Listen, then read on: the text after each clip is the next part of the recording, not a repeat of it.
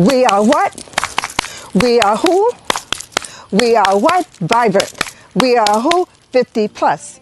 Hi, welcome to Gray Lives on the Rise. I am your host, Professor Jamila Franklin, and we are coming to you from Oyende Enterprises, being sponsored by Jamila Sense, which is our product line of aromatherapy products that helps heal the mind, body, and soul. And we are bringing to you Alamaj's Rebirthing Program, as well as Jamila Sense, and a host of wonderful programs that will help heal your body, heal your soul, and heal your mind.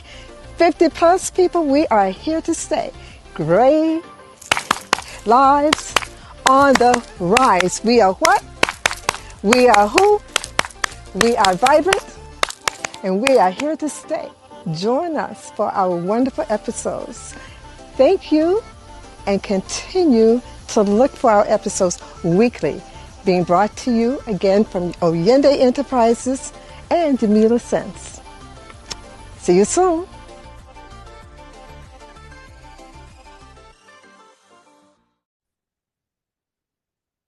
Greetings, everyone. Welcome again to another wonderful episode of Gray Lives on the Rise. I am your host, Professor Jamila Franklin, and it is so wonderful to have you come by on this wonderful Sunday evening, because we know you could have chosen to do something else. So we appreciate Joy coming in and talking to us today, and well, chatting with us today. And thank you. So, Gray Lives on the Rise. As I said, I'm Professor Jamila Franklin. Our wonderful, amazing guest is Christine Daniels, whom I will bring on after the little infomercial and background. Gray Lives on the Rise started about 2 years ago when I was walking and I got this download from Spirit, Yahweh, God, whatever you would like to call that being. And what happened was that it said, there's nothing out there that deals with your demographic. And I thought about it and I said, yeah, the 50 plus age group, and except AARP and Medicare. And I am in very good health, so I don't really look at Medicare, and it doesn't mean that, you don't have to look at it, but still, it's not on the forefront of my brain. And the other thing was AARP, and with AARP, most people think that you are rocking in a wheelchair and that you're sedentary. And I am not, and none of my friends fit that category. So I said, okay. And then the information just flooded. You need to have a name for the movement, because it's a movement. You need to have a store with products that advertise the movement, and you need to have a podcast, and you need to relanguage how people refer to all of you. So we're not old, we're not elderly, we're not sedentary, we're vibrant, we're alive, we're full of energy, we're mature, and we're golden. And also, the name came, okay, Gray Lives Matter. I said, no, that's overused and it's too cliche-ish. And then Gray Lives on the Rise came to me. I said, I like that. Lives rhymes with rise, and we're on the upswing. So I said, okay, yeah, I like that. And then the next thing was the store. As you can see, we have these beautiful pre-shrunk cotton shirts in all colors, mugs, and Christine has ordered her mug, hoodies, floor mats, you name it, we have it in our store, people. And the last thing was the podcast. And in my talking to people around the world, because this is a global podcast, people around the world were having the same issue. Once you hit 50, people tend to gaslight you and dismiss you. And I only thought that it happened here. And they would say, no. I've had people on from South Africa, UAE, New Zealand, Australia, the Netherlands, Costa Rica, the Philippines, Haiti, uh, all over. I think I mentioned Canada and Australia, and of course, America. So everyone had the same concern about being dismissed. So I said, okay, let's do a show. This show is catered to people 50 plus. We don't have the same issues as people 20, 30, and 40. We've been there, done that. So our show talks about issues that relate to us at this wonderful stage in our lives, right? Yes.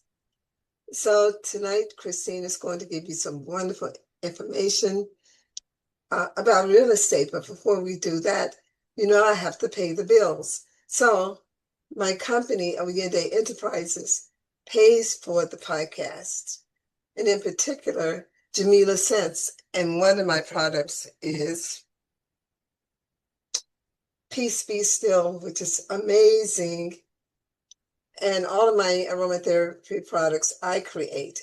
You see, no fillers, no dyes, none of that. You see how clear it is? It has lavender, lemongrass, and geranium. And it's all natural, and you don't take it by mouth. You just put it in the palms of your hands, and you rub your hands together, and you breathe in.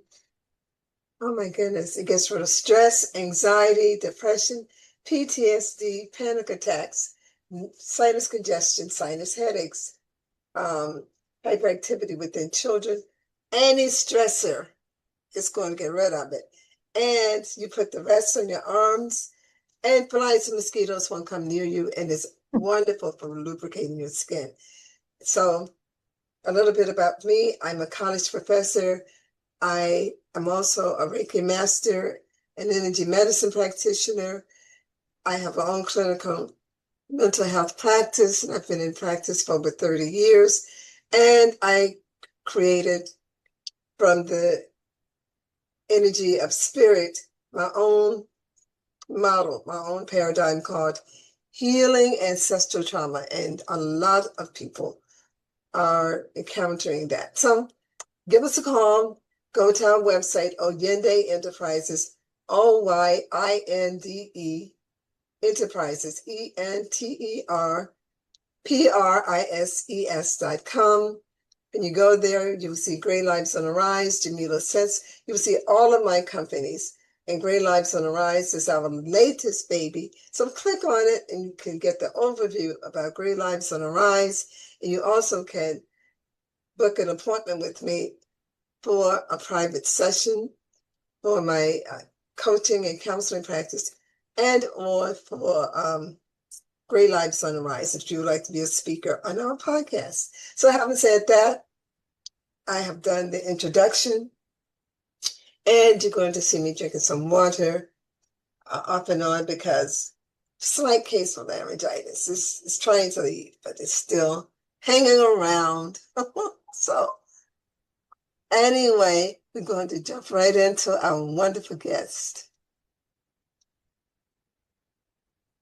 Christine Daniels from Los Angeles, California, joined the Army at the age of 21 after missing her nursing test at Pasadena City College.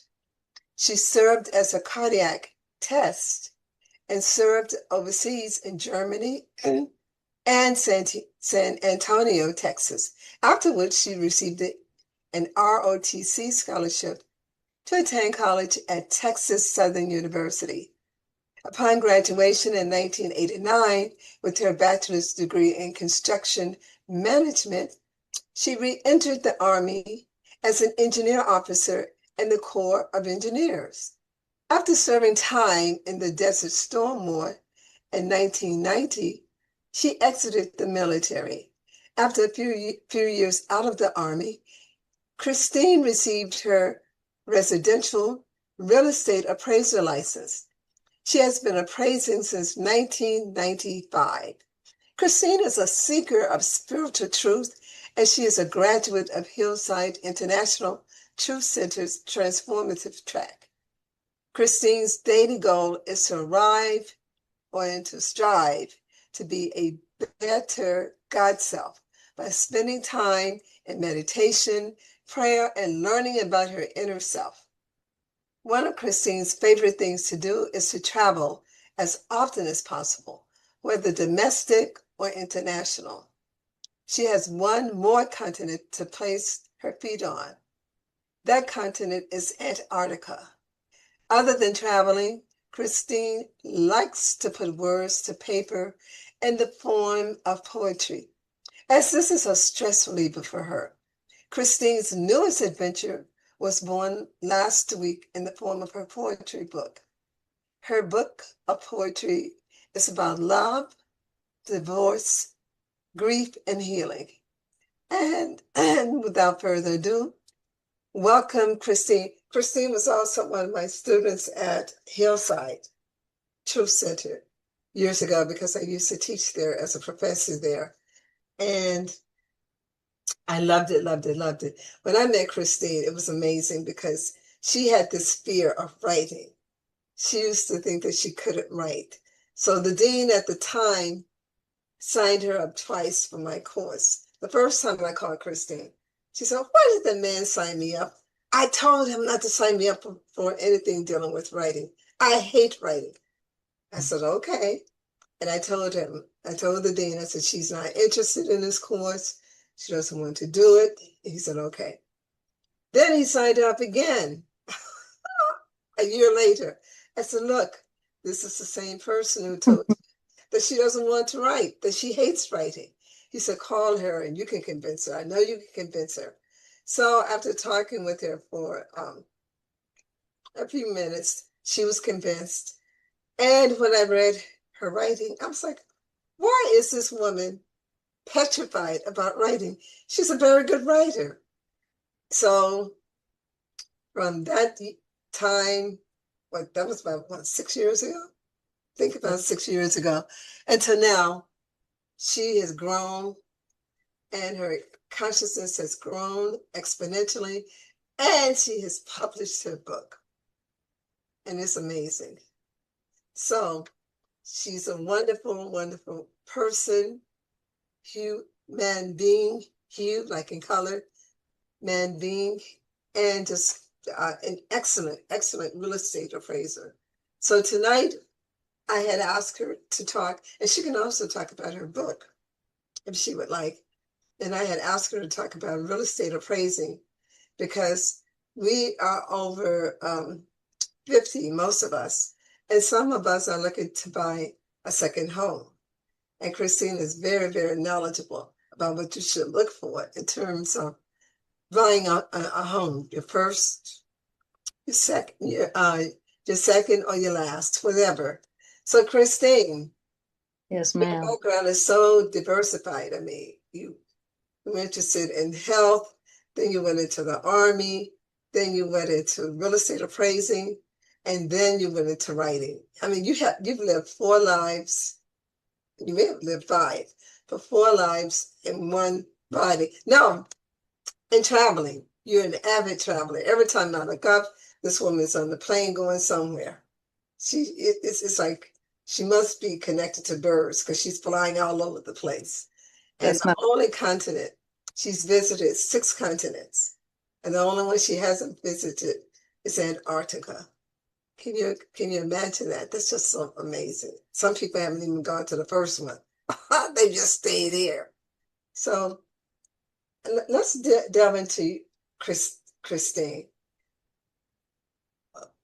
Your pursuit, you were first interested in nursing, and then you switched from that and went into engineering, and you switched from that and you went into spirituality. So what led you to pursue these different paths? The first one, and then the next one, nursing, and then engineering, and the Army, and then spirituality. Well, as far as nursing was concerned, I think that was something that I always wanted to do when I was growing up. But I didn't really know because I was mainly into sports. But once I went to college, I figured out I wanted to do nursing. But apparently that morning I woke up late and I arrived to my nursing test late. So they said 6 months later will be the next test. I said, nope, Can't wait 6 months. So I went across the street and I went over to the recruiting center and I said, who has the medical as far as the military was concerned? But prior to that, my mom always said I need to go into the military because I needed discipline. And I said, nope, I'm going to college. So I think my mom spoke it into existence. So I went over to the recruiting office and I went to the Marines section because I had a cousin that was in the Marines and she came back home saying the Marines were fun. So I went over there. They didn't have medical. And then I went next door to the Navy. They had medical, but after taking the test, they wanted me to be on a ship. And I said, oh no, we can't do a ship. So I went over to the Army and I wanted to be a operating room technician, but they didn't have any positions open at that time. They said I would have to wait about 6 months. And I said, no, what else do you have? So they said cardiac tech. So I said, okay, I'll take that. And then I went home and I told my mom, guess what? In about 3 months, I'm going into the military. And she didn't believe me, but that's what she wanted me to do. And that's what I ended up doing. So were you the only one out of your siblings who went into the military? I was, yes. But I know I had other siblings that needed discipline too, but I don't think she ever told them that. So after going into military, how many years were you in the military? I was in the military as a cardiac tech for 5 years. Okay. And when I was in San Antonio, I applied for a ROTC scholarship to get out because that was my main thing, was to go to college or have college paid for. That was the main reason why I went into the military. I went scholarship to get out of the service, active duty, to go to college. Oh, that was smart. Yes. That was smart. And so when you went to college, what was your major?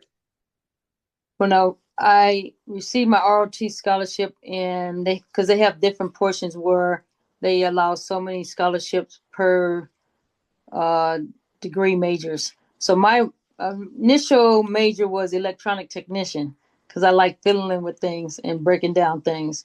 But apparently as time progressed, I was not understanding electronics and I was taking over and over again. But when you're on the ROTC scholarship, you can't do that. So I changed my major to construction management. How did that feel when you did that? It was interesting because I always liked building things and, like I said, building and fixing things. And come to find out that my dad was a brick masoner in Rhode Island. So I said, okay, this is probably ancestry. So it went hand in hand. It was just easy for you to do. So when you were in the military and you did all that, what piqued your interest in when you got out of college and when you got out of the military? Is that when the military must have sparked your interest in traveling, doing extensive traveling? No, what sparked my my desire for traveling? I had an aunt. She's an ancestor now. When I was growing up, she used to work for the mayor of San Francisco. I think it was Einstein. I don't know. I forgot her first name, but Mayor Einstein up in San Francisco. Oh, Diane Feinstein. Einstein. What did I say? Einstein. It was close. Hey, yes, her. Yeah, we had an issue with it later on. But so she used to travel over in Africa on her job. And I always thought, Africa, wow. So I have a cousin. She used to go with her mom over to Africa. And I said, one day I'm going to travel to Africa. And so that's what sparked my love for traveling. So, and you combine all of this. So when you got out of the Army, what did you pursue as a career? Well, when I got out of the Army, I was in Fort Hood in Texas. And the reason why I got out of the military, I got out on a medical issue after I was in the Desert Storm War back in 1990 over in Iraq. So I was out on a medical, and after that, I was down in Texas, and I decided, hey, I'm gonna move to Georgia because that's one of the states I wanted to travel to or live in ever since I was in high school because I heard a lot of things about Atlanta. So I decided to go down to Columbus because that's a military base down there, and I will be around military personnels. But I couldn't find a job down there. I think I was down there about a year and a half, and they have this committee down there in Columbus. So I was doing landscaping when I got out of the military. Although I had a degree, I couldn't find a job there. So then I came up to Atlanta, and I entered. This is another field. I went to apprenticeship program for electricians, and that didn't work out. I got shocked too many times, so I said that's not gonna work. And then I had a teacher at Texas Southern. He was a real estate appraiser also. And then I met someone here in Georgia. She's a she is certified residential. No, not certified because I'm certified. She's a general. General is the highest ranking in the appraisal field. So I met her, and she hooked me up with one of the guys that train most of the Black real estate appraisers here in Georgia, and Walter L. Matthews. He was from Bermuda. He's an ancestor now too. So he trained a lot of us back in the mid-90s. So it seemed like out of all the different avenues that you pursued, real estate seemed to have been the one that piqued your interest the most. Yes, because I have the degree in construction management. So with real estate, it allows me to put those two together. So let's talk about real estate for a moment. What are some of the things that people who are 50 plus should be aware of? And a lot of people who are 50 plus have owned at least one home. And some have not, but a lot have. And some are now looking to buy a second or third home. What are the things that people should look out for regarding purchasing a home, regardless of age, but particularly as we mature? I would say looking out for investor properties. Because a lot of times, the investors, they're in it for the quick money. Yeah. But you don't know what's really behind the walls when they go in and do certain renovations. So people should be cautious about buying properties from investors. Buying investor property, because a lot of the properties, what they do is they put a certain amount of money in it. Of course, that's profit, but sometimes they accelerate or overvalue the price that they want to sell it for. And a lot of times you'll find certain neighborhoods where the prices are overinflated. And when a person gets a loan, they end up being upside down because that was not the true value of that home. But since it had some renovations done to it, they could overprice the home. That's what happened in Boston when I lived in Boston during the 80s. The market was overly inflated. Like here in Atlanta too. They kept building and building and building. And the cost of the properties far exceeded people's income, like here in Atlanta too. Yes. And so what happened when I was in Boston, like during the mid-90s, because I moved here in 1996. So like in the early 90s, it was a crash. And people were walking away from the properties because they couldn't afford them. And the prices were overly inflated. And people just kept building. Like here in Atlanta, they keep building and building and building. It's rare to see trees in downtown Atlanta. They've overbuilt. And I've said to people, they're going to end up having to turn some of those apartments into senior living quarters because people won't be able to afford them. The rents, the market rents are just very, very steep. So how can a person know if it's an investor property? If say for instance, if I'm looking for a home, because I've had a home before, if I'm looking for another home, how would I know that it's an investment property and to steer clear? Because a lot of the investors now are buying up blocks of houses. That's what they're doing. Well, if you have a real estate agent, they should know. Mm-hmm. Pull up the history of that particular property. And then you could also do the same in whatever county that you're purchasing the home. You could go and look up the tax assessor's office records, and it will show who the owner is. And sometime on a lot of these homes, you have investor at the investor at the investor purchasing these homes and selling it to another investor. And then you get a chance to track the dollar amount that they're selling to each other for. And sometimes they sell it to each other on the same day. Wow. Wow. And during auctions or private sales? Well, the ones I'm talking about are most likely private sales between the investors, and then sometime on their tax assessors list, some of the homes are foreclosed homes. Mm-hmm. Yeah, I've seen foreclosed homes, and I know some private people who have tried to get into the market to buy foreclosed homes, and they've been locked out because it's like the banks won't sell it to them. The banks would sell it only to investors. How can people get around it? Because foreclosed homes occur because people can't afford the mortgage or the property taxes. A lot of times people are in our demographic and they are on an income that doesn't increase. They're on Social Security or whatever. And so when they bought the home, it was affordable. But now with the cost of living, they can no longer keep up with the cost of living increase. So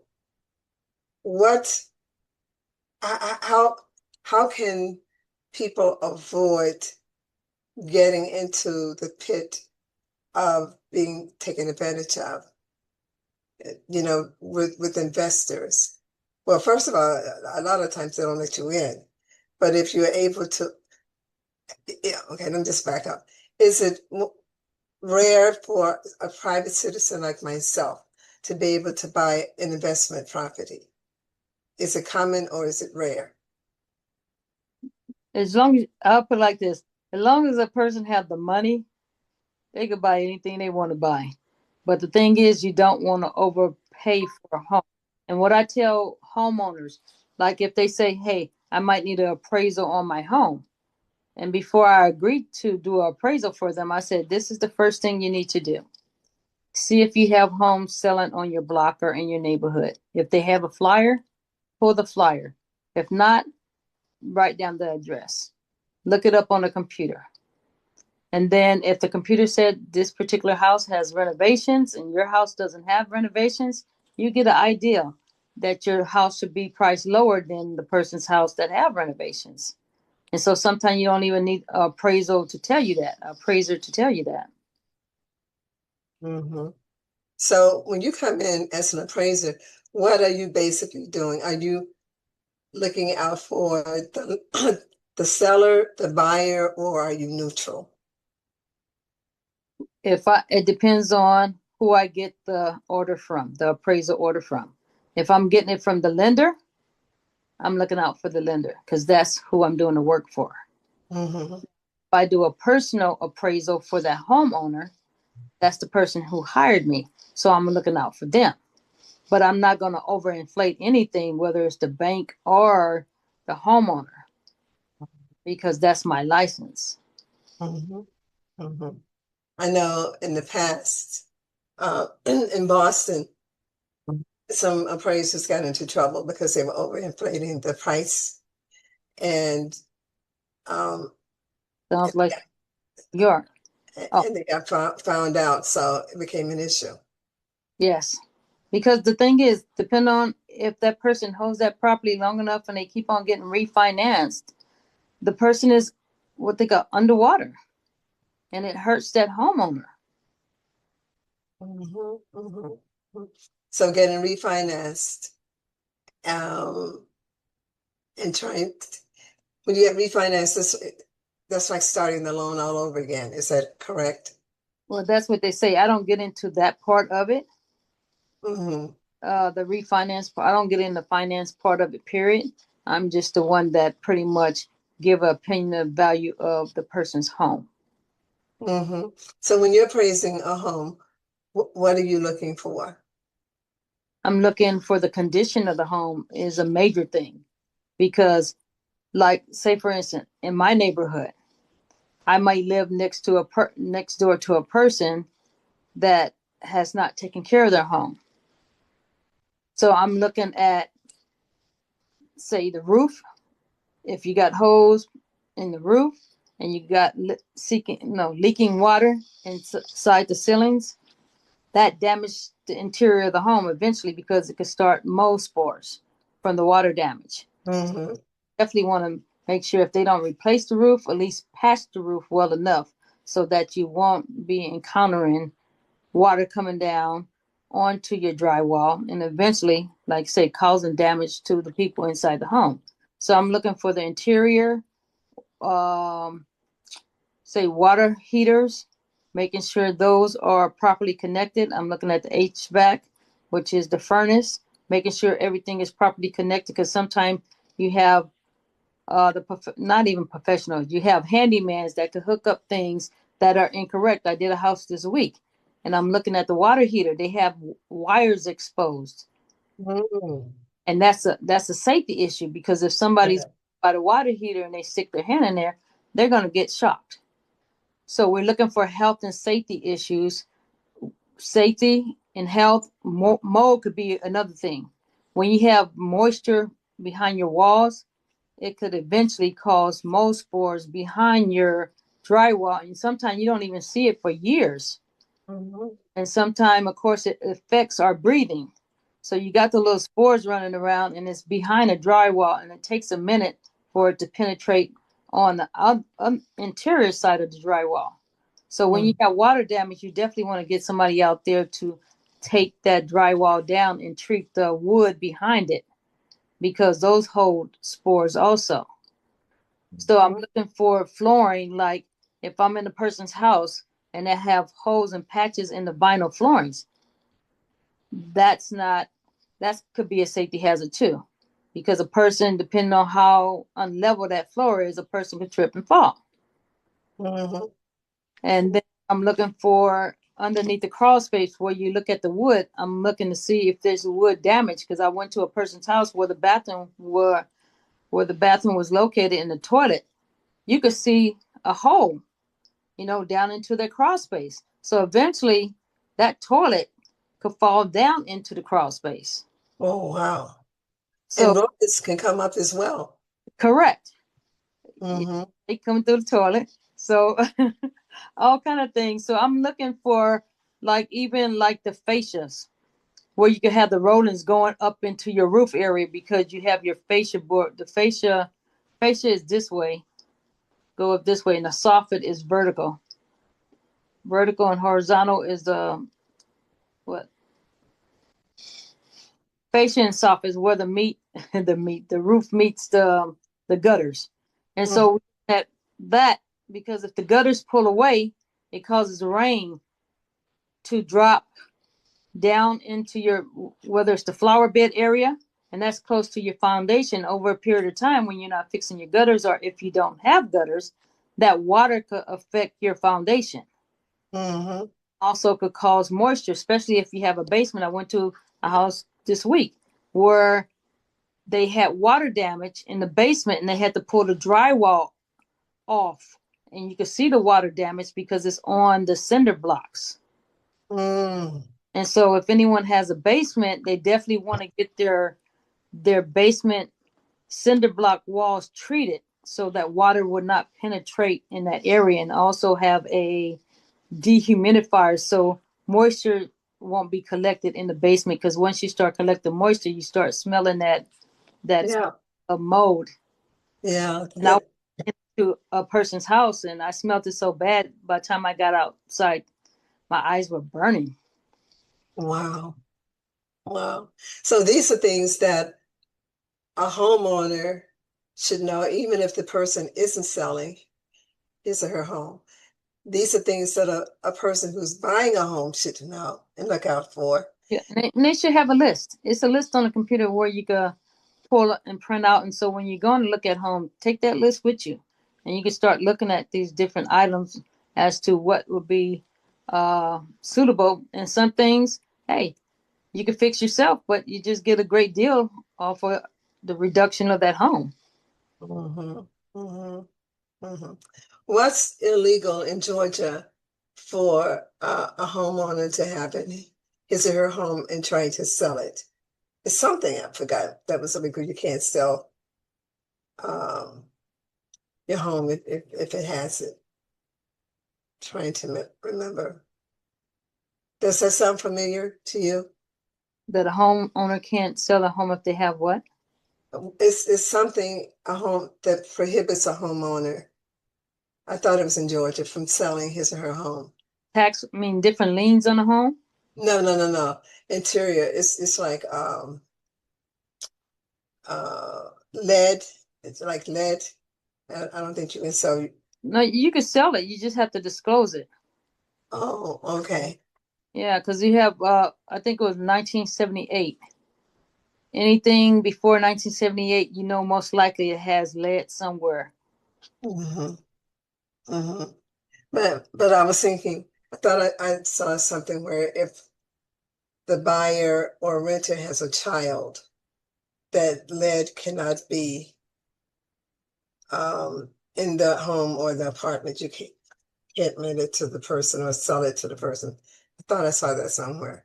Uh, so what about, oh, I forgot the name of this, the pink uh, cottony substance. Insulation? Insulation, yeah. But what's the name? It's a specific kind that they, Asbestos? asbestos, yes. Okay.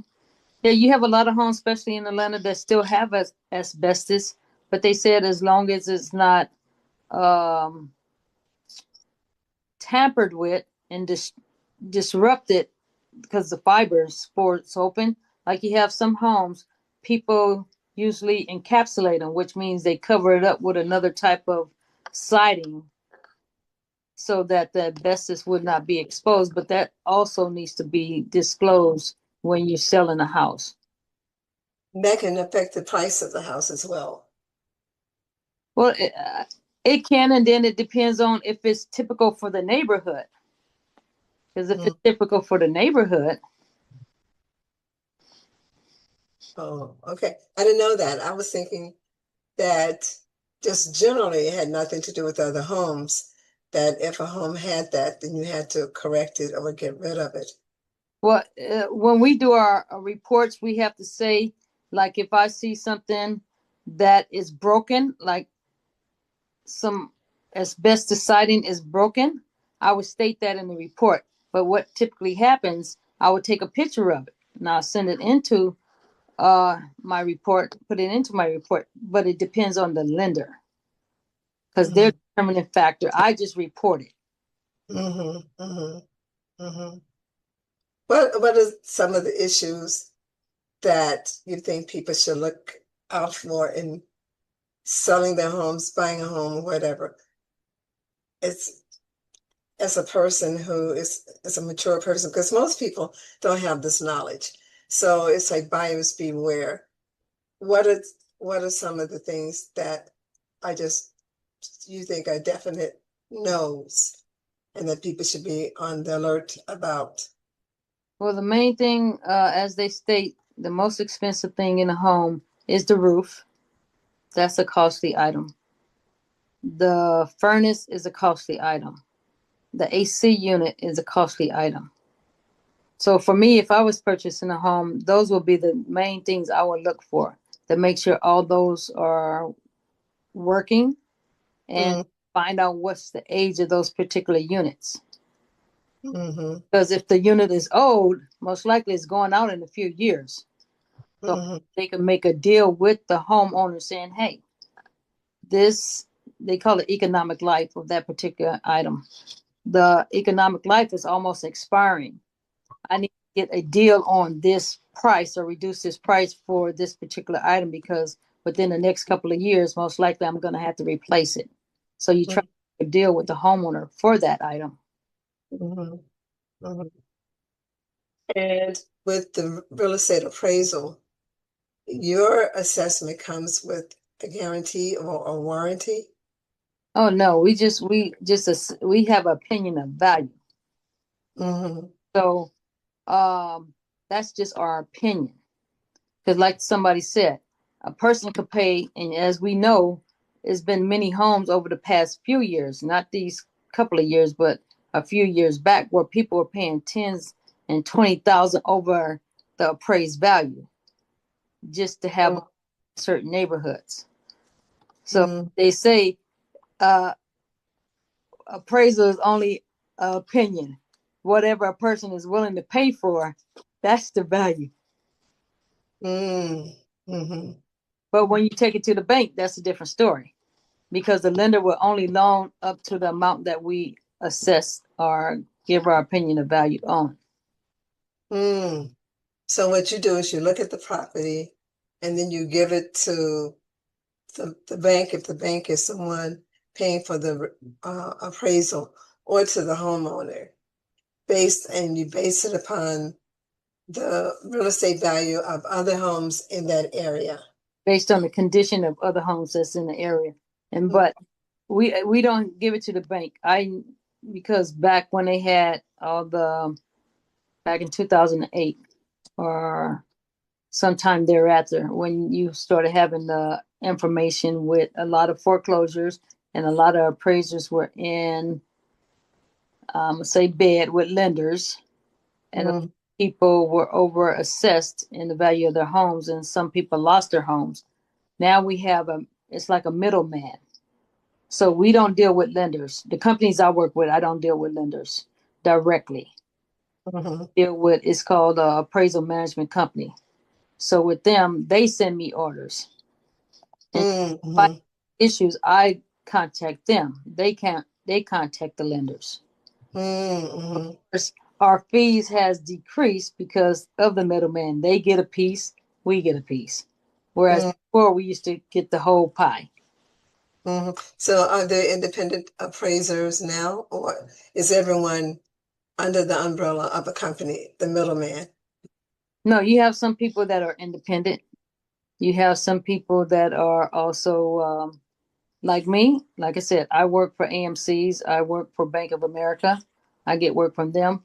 And I do independent work. If somebody wanted an appraiser, I'll say, hey, depending on my time and how much they could afford to pay, because the larger the home, the more money we charge, because that's more time that we have to put in. So if I'm measuring a 5,000 square foot home compared to 1,000 square foot home, that's more time for me.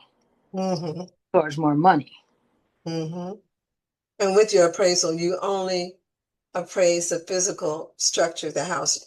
You're not looking at the property around it. I'm not looking at land. The land is already in the tax assessor's record. So what I do, I appraise the actual physical property, but the site, which is the land, is also included in the property appraisal. The home and the site, which is the land, makes up the value of the whole, which is the opinion value of that particular property. What are some of the major points that you would like to pass on to our listening audience? I say do your homework. That's the main thing.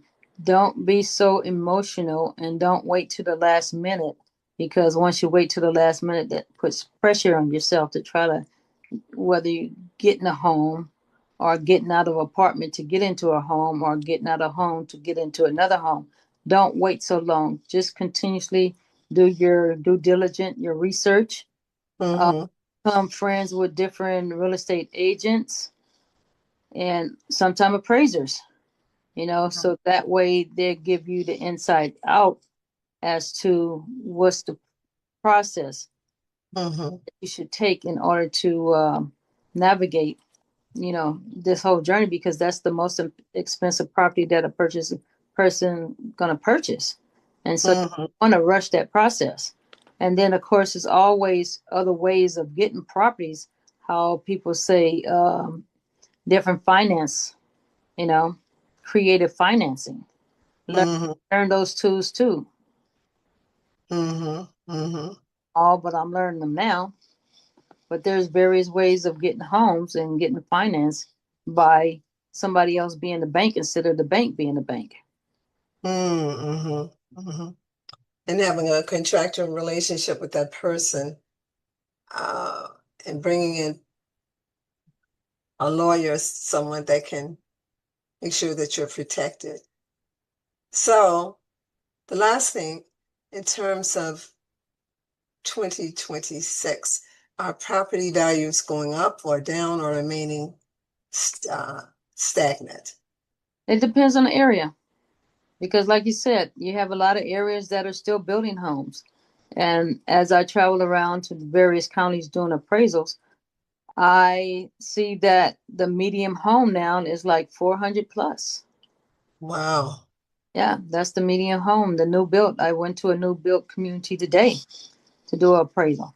400 plus, 3 bedrooms, 2.5 bathroom homes, Wow. about 1,800 square feet. Wow. Huh. And those are new homes. The older homes, when you appraise them, are they less expensive? Not necessarily, depends on the neighborhood. Because Mm. I'm in an older neighborhood. But one thing I love is a four-side brick home. You can't buy a good brick home these days because they're not real brick. They're brick facing. Mm. Mm-hmm. And the other thing I would say, if you get a chance to meet some different contractors, hold on to contractors' numbers. Mm-hmm. Because they can help if something goes wrong with the properties. Yeah, The- and give you inside information. yeah, that, and if you buy a fixer-upper, you have people that you could use to help update your property. Mm-hmm. Mm-hmm. Well, Christine, time is up. It has been a pleasure. Well, we have a few more minutes. So, are there any other nuggets that you would like for people to know about in terms of what's currently going on in this market? Like I said, some people are a little hesitant because the economy is questionable. And when would you say, if you could say, the best time for people to buy or sell? I say always be on the lookout, because if a person is under pressure to sell, they're under pressure to sell. So always keep your eyes open. And one other thing I would say, if you have a person, this is key. If you're purchasing a house and you look at the tax records and you notice that the house is larger than what it was or what it is on a tax assessor's square footage, find out if that particular addition has a permit on it. Because if Mm, the permit is not on file with the county, the first thing I tell homeowners, you put an addition on here, you had plumbing work done, you had electrical work done. God forbid a fire starts in that particular part of the house that you don't have a permit on. The first thing the insurance company is going to do, they're going to go to the tax records office and say, hey, is there a permit on file for this particular addition? And it started in this area. We are not insuring your home. mm, But as much as we want to save dollars, that's not the time to save it. So get mm, it on your property when you do different additions, so that way you know that it's covered in an inspection by the plumber from the county and the electrician from the county. mm-hmm, mm-hmm. Very good advice, because a lot of times people have, friends or family members put additions on their houses and they haven't gotten the permit from the county or from the city, from the county or from the city. And then, like you said, it ends up being an issue. Correct, especially basements, because a lot of people finish their basements out and they don't have permits on it. They figured it wasn't an addition. This is still part of the house, but still you need a permit to finish out a basement because you're doing electrical work, you're doing plumbing work. So when I appraise a person's home, if you don't have a permit on file, because I'm going to check that out. If the county said we don't see a permit, but you want me to appraise another house that has a permit, that has a basement that's finished, compared to your house that doesn't have a permit but is finished, you're not going to create the same value as the person that has a permit, although both spaces are finished.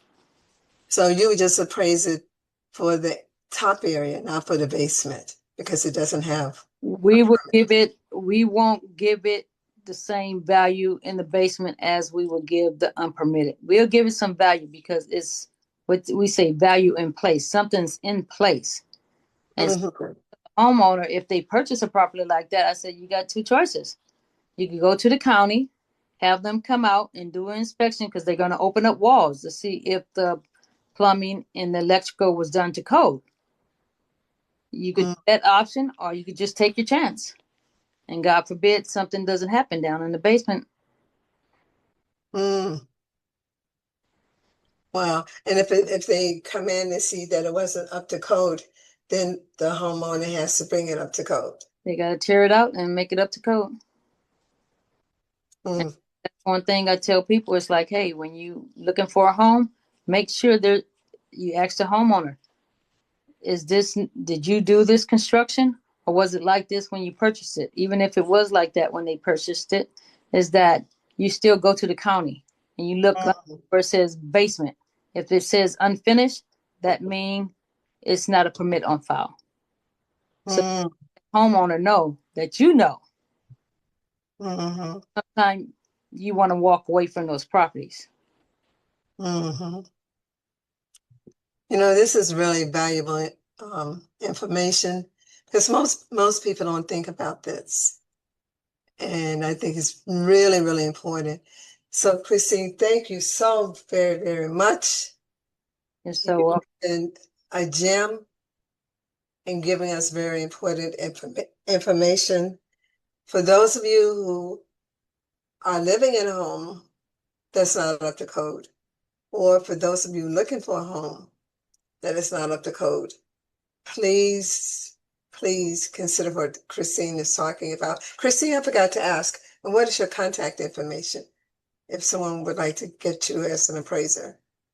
My email address is RES like in Sam, ID like in David, APP, S like in Sam, V as in Victor, C as in Charlie, @yahoo.com.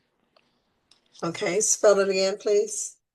It's abbreviation for Residential Appraisal Services, RESID, APP, SVC @yahoo.com. Okay. And just Great Lives on the Rise. So they need to send you an email rather than trying to contact you via phone. Correct. Okay. Thank you so very much, beloved. It has been a pleasure. We appreciate your knowledge and your wisdom. And once you land on the 7th continent, Antarctica, we may bring you back. You've visited all 6 and just one more. But thank you. It's been a pleasure. You could bring me back for this too, Professor. Oh, for your book. Yeah. And we also will have you do the coffee chat. We'll discuss that during the coffee chat. Well, thank you. And for everyone who's listening, thank you so very much for joining us. And Come every Sunday from 7 to 8 p.m. Tell your friends, your loved ones, your neighbors, co-workers, whomever, that this is the best place to be Sunday evenings from 7 to 8 p.m. If you miss us, we have the replay and you can listen to the replay. So remember, Gray Lives on the Rise. Okay. Oyende Enterprises, Oyinde Enterprises, enterprises.com. Until next time, namaste, beloveds. Namaste. Take care. And thank you so much, Christine. We appreciate you. Thank you, Professor Jamila.